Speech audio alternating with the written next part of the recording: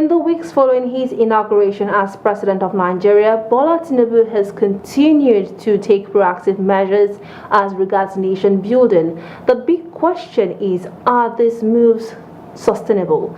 Well, joining me now for a brief discussion on the state of the nation is Benjamin Sati, a legal practitioner coming to us live from Gombe State.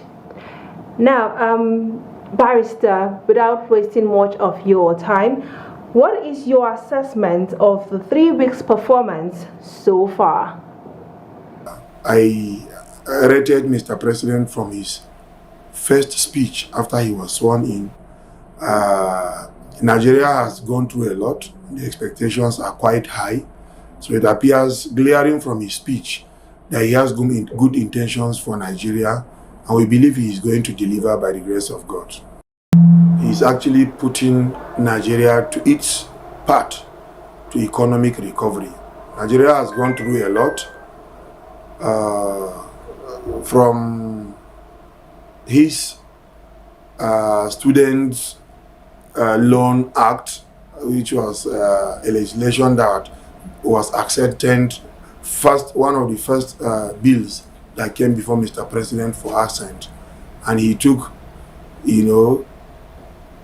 no time to assent to the bill, and it has been a welcome development by all Nigerian youths as well as Nigerian parents.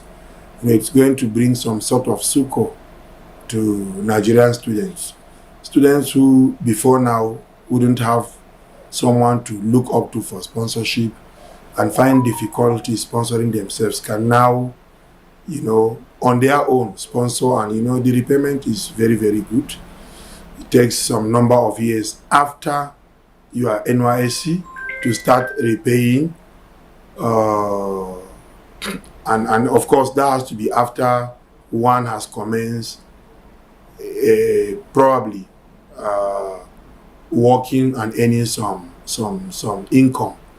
3 years after service, it is expected that you would have gotten a good job or a good venture to be able to earn a living to start repaying the government. So that on its own, it's a good step.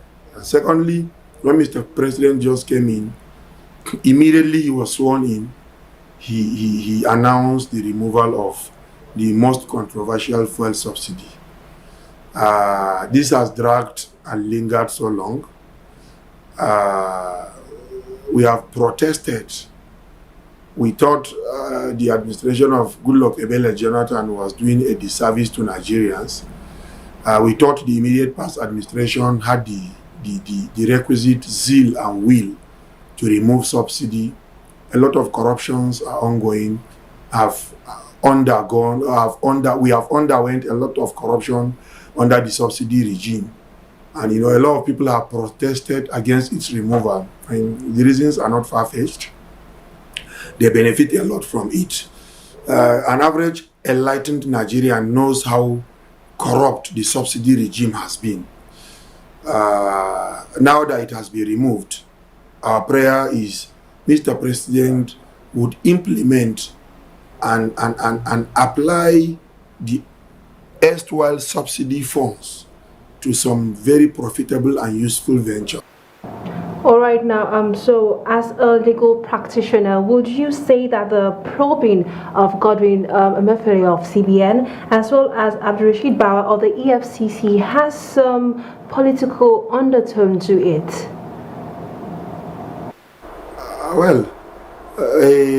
I cannot completely say, as I may not be in possession of all the requisite facts to comment. The devil himself knoweth not the mind of man. If they have any grudges that is not patent but latent, only them know. But what we know, what we can see, what we see on news, and we read all over, print and other sources of news, it's there are a lot of corruption in. There are a lot of corruption in both agencies. We have all heard the issues surrounding the print of the new currencies that brought untold hardship to Nigerians. You know, no matter how big a man you are, you can't guarantee having 20,000 naira cash. And you know, a lot of money or monies were sunk into printing new currencies and a lot of things, but we didn't see them. And you know, there are a lot of allegations surrounding the offices of these two persons who were suspended.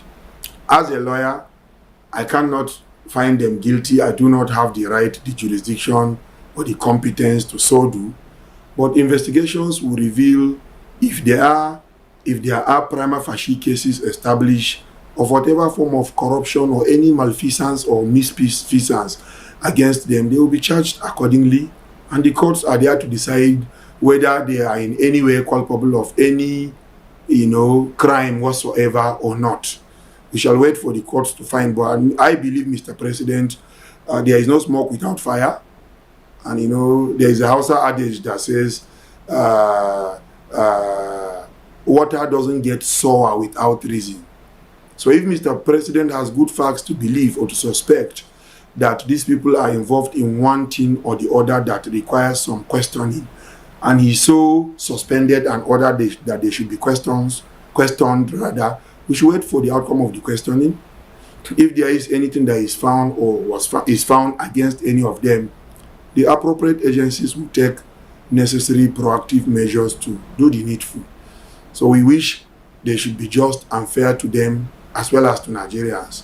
Justice is not a one-way traffic. Be just to the suspects that you are interrogating. Be just to Nigerian citizens. Be just to Nigeria itself. All right, just one more question before you go.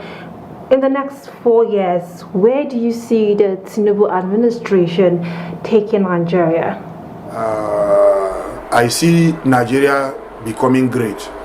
I'm optimistic, and I believe in this country called Nigeria. We believe Nigeria is going to grow. Nigeria is going to be great. So we shall pray for Mr. President, while we pray also that the persons around him shall be good advisors, you know. We believe him in working with the best brains. He has done that in Lagos. We hope he doesn't import nepotism as the president of Nigeria. He should see Nigeria as Lagos, as his own.